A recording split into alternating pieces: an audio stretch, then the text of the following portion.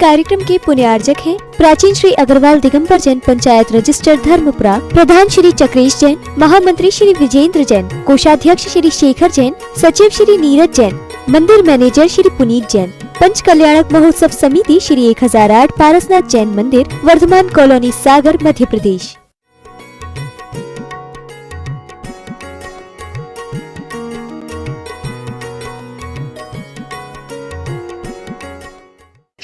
जैसे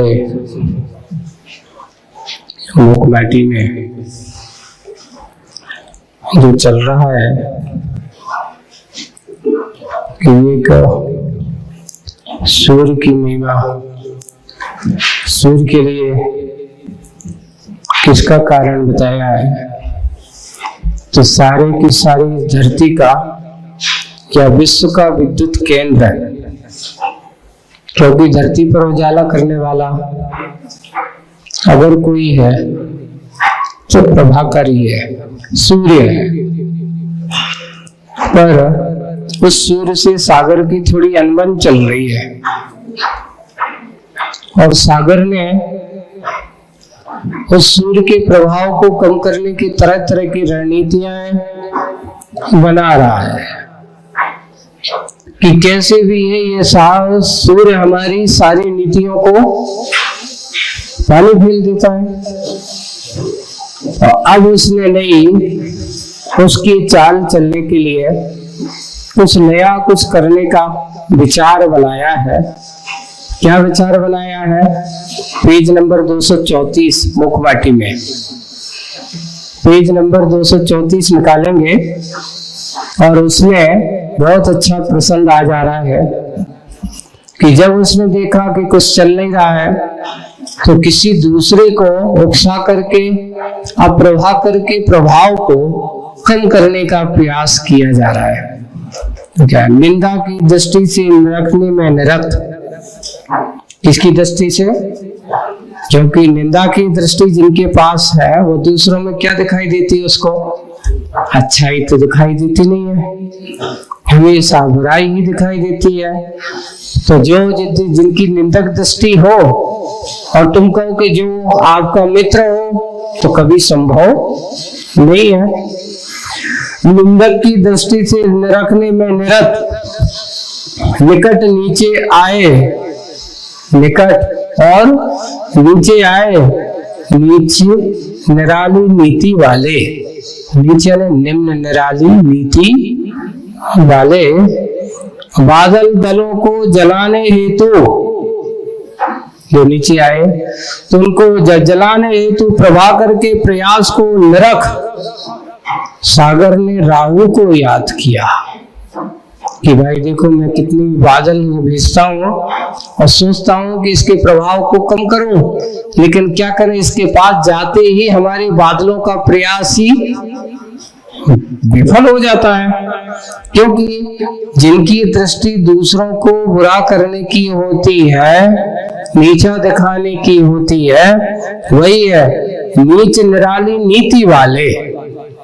नीचे न छोटी हल्कापन जिसे अपन को, मात्र जिनकी निराली एक ही नीति है कि कैसे भी हो इसको अच्छा नहीं देखता, बुरा ही देखता है।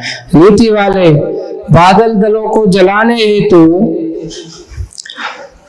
प्रभाकर के प्रयास को निरख, जो प्रभाकर ने सूर्य के प्रयास को देख करके सागर ने राहु को याद किया। किसको याद किया? राहु। जो और कहा, क्या कहा? प्रभाकर की उद्दंडता कब तक चलेगी? उसको कह रहा है देखो देखो हर जगह जब देखो ये हमारे बादलों को और हमारी बदलियों को सबको ऐसा उपदेश दे देता है, इसका प्रयास करता है, सब परिवर्तित हो जाते हैं। हम चाहते हैं धरती पर तबाही मचाना है ना, इस धरती के, लेकिन ये धरती का पक्षधर बन करके हमारे प्रयास को हमेशा विफल कर देता है। तो उसने अब राहु को याद किया राहु को याद करके सागर आपको उससे कह रहा है कि प्रभाकर की उद्दंडता कब तक चलेगी।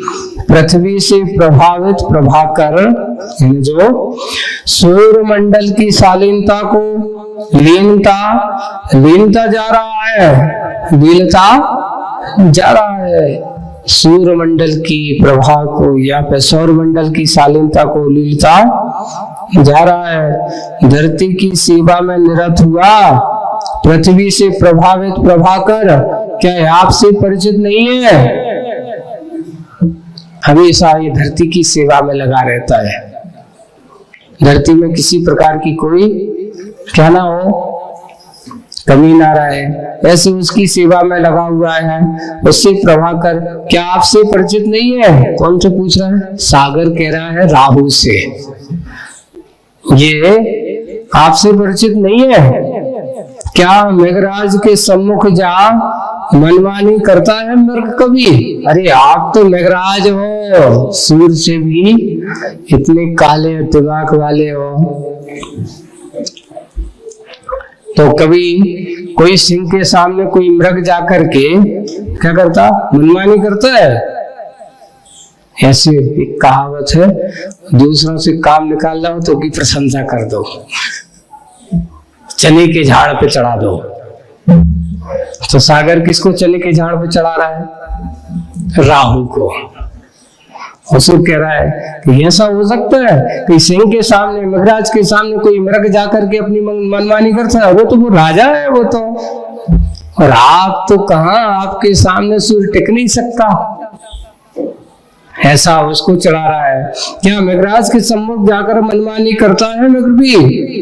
क्या मानी वन मेंढक भी विषधर के मुख पर जा खेल सकता है?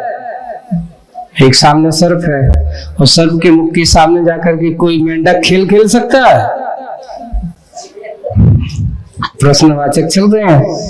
कहीं ऐसा तो नहीं कि धरती की सेवा के मिस आपका उपहास कर रहा हो है?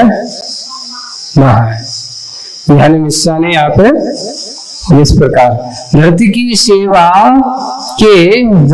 सेवा के मिस यानी क्षण भी है, आपका उपहास कर रहा हो, ऐसा आपका उपहास कर रहा हूं, ऐसा आश्चर्य संबोधन वाचक लगा हुआ है। कुछ भी हो, कुछ भी लो, मन चाहा, मुंह मांगा, मांग पूरी होगी सम्मान के साथ। यह अपार राशि राह देख रही है आपकी प्रतीक्षा, आपके काम करने की। देखो कुछ भी हो, ऐसा चला तुम सब कछु कर सकत हो। जैसे आदमी को कछु काम करवाने हो ना, तो कहते अरे भैया आप चाहो तो सब कछु कर सकत हो, आपके हाथ में ही सब कछु है। और तो जाकर वो के हाथ में नहीं, हमारे हाथ में कछु नहीं तो वो आ जाए, इसलिए सामने वाले को क्या कहते हैं? आपके हाथ में सब कछु है। ऐसा मन चाहा, आप चाहो, मुंह मांग आपकी पूरी हो। आप तो काको का चाहिए, हम तुम्हारे लिए सब कुछ देंगे, सुविधा तुम्हें जो चाहिए वो हम दे देंगे पूरी सम्मान के साथ। यह अपार राशि राह देख रही है, आपकी योग्यता को देख रहा हूं। शिष्टों का उत्पादन पालन हो, मेरी तो भावना है। अब यहाँ पे धर्म उपदेश भी देता है कभी कभार, तुष्टि बुद्धि जब दूसरों को ऐसा समझाने के लिए।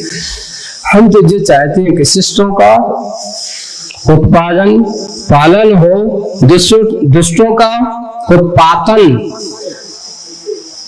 देखो एक उत्पादन है ना, उत्पन्न होना, और दुष्टों का उत्पादन यानी उत्पाद।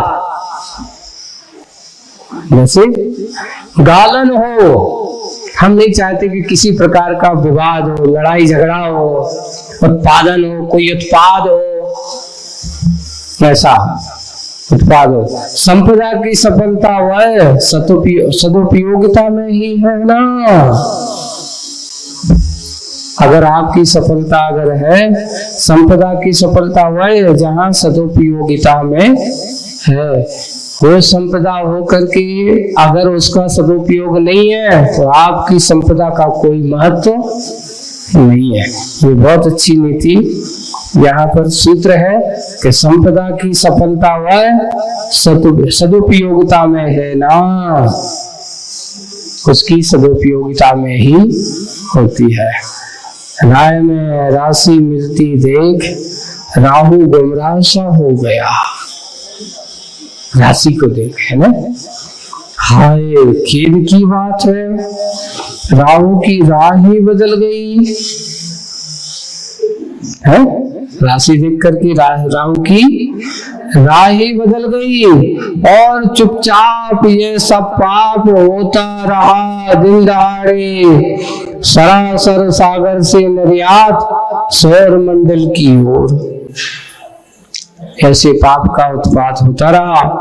इसकी ओर से राहु की राय बदल गई, चुपचाप ये सब पाप होता रहा दिन दहाड़े, सरासर सागर से। कहां से हो रहा था ये निर्यात?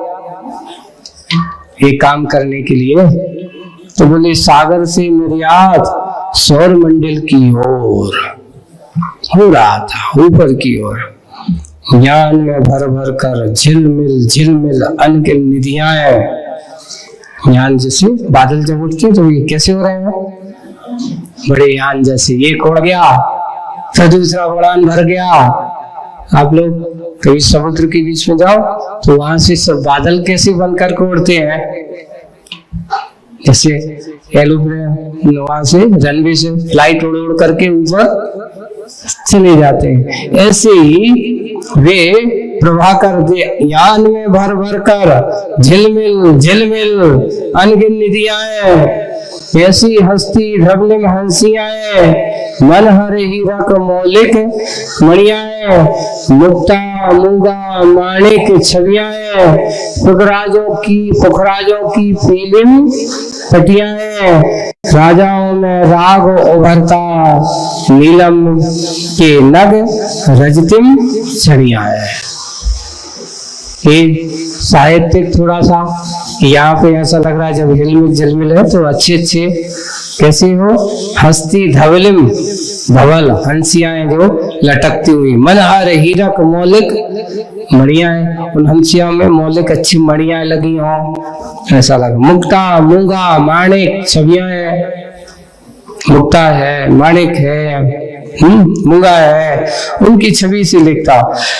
पुखराज की पीलिम पटियां, पुखराज की पीली पीली बट्टियां, राजाओं में राग उभरता है। उन्हें देख करके राजाओं के मन में क्या उभरता है? राग उभरता है। नीलम के नग रजतिम छड़ियां, अच्छी नीले नीले करण की छड़ियां हुए। सागर का पक्ष समर्थन हुआ, यानी उसको ऐसा समर्थन करते। सागर का पक्ष का समर्थन हुआ, राहु राजी हुआ। उसने जब ऐसा कहा, अच्छा प्रशंसा कर दी, तो सब कुछ करने के बाद अब राहु क्या हो गया? राजी हो गया, क्योंकि इस प्रकार के अच्छे प्रलोभन उसने दिखा दिया। राहु राजी हुआ, राशि स्वीकृति हुई, उसको दिखाई ये राशि अच्छी, तो राजी ने दिखा करके तो राहु भी उसकी स्वीकृति हुई। सो दुर्लभता मिटी, सागर का पक्ष सबल हुआ। सागर बोले कि अच्छा अब समझ गया। एक व्यक्ति है, देखो कोई व्यक्ति मान नहीं रहा हो तो उसके लिए मनवाने के लिए उसने क्या किया? अपनी तरफ से बहुत सारा प्रलोभन दिया। वैसे सागर ने भी किसको?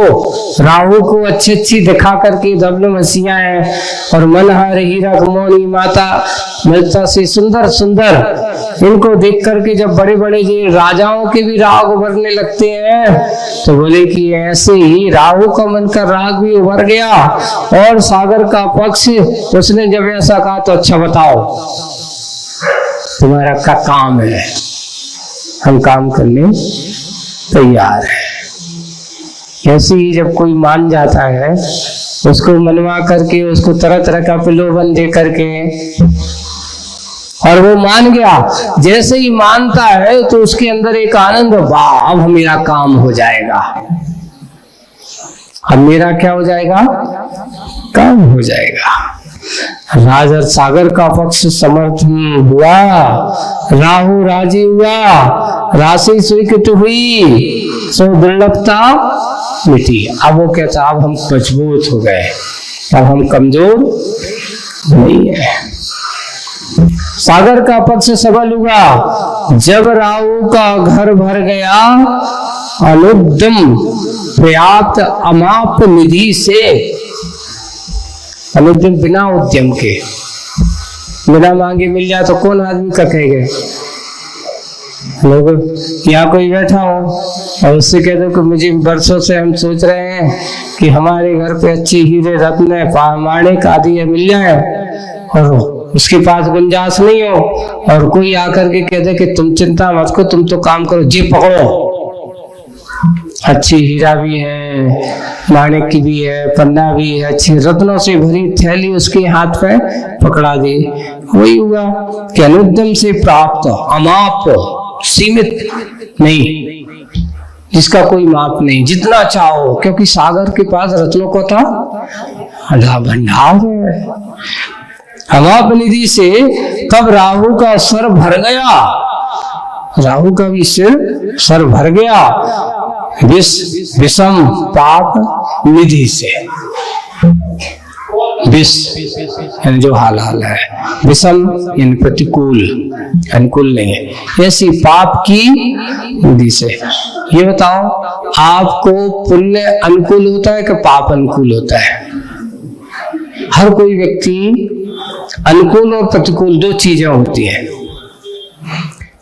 पुण्य कितना भी हो, आदमी का कभी भी अहित नहीं कर सकता, लेकिन पाप कभी किसी का हित नहीं कर सकता। इसलिए यहाँ मुख्य पार्टी में जो कही कि अनुद्यम अमाप प्राप्त, ऐसे अमाप विषम, विष के समान, और विषम यानी प्रतिकूल पाप निधि, वो कभी अनुकूल नहीं होते। कितना भी हो, कितना भी आप एक शराबी को तुम शराब पिला दो, व्यसन के कारण से वह उसमें मंदोन्मत्त होकर के पी तो लेता है, लेकिन पीने के बाद उससे पूछो कि क्यों भैया शराब पीने अच्छी बात है कि बुरी बात? शराबी की मुंह से शराब पी करके भी उससे पूछना क्यों शराब अच्छी पीना अच्छी बात है कि बुरी बात? एक बार हम लोग प्यार कर रहे थे, आपको बताते हैं। तो एक आया, अच्छा शराब ऐसे बैठे थे और वो शराब पिए था, और शराब पिए आया, वो वहां करके उसने देखा बाबा जी बैठे, बाबा जी आए, पाए लागू, है ना, बाबा जी आशीर्वाद दो, सब घर में सुख शांति रहे। ये क्या है? अच्छा शराब है। तो हमने भी वहीं बैठे, अच्छा तुम सुख शांति चाहते हो? बोले कि हाँ चाहते महाराज, सुख शांति। अच्छा ये बताओ, तुम अभी शराब पी कर आए हो? बोले कि हाँ आए। कितनी पी? बस 2 बाटल पी है। एक, अच्छा एक सुबह पी थी और एक अभी 12 बजे, वो उतरी नहीं कि दूसरी एक और मिल गई। वो सब बता रहे हैं। अच्छा और तुम क्या चाहते हो? आज तुमने कितना कमाया? बोले कि महाराज 100 रुपये एक मजदूरी की थी, 100 रुपये सुबह मिल गए थे।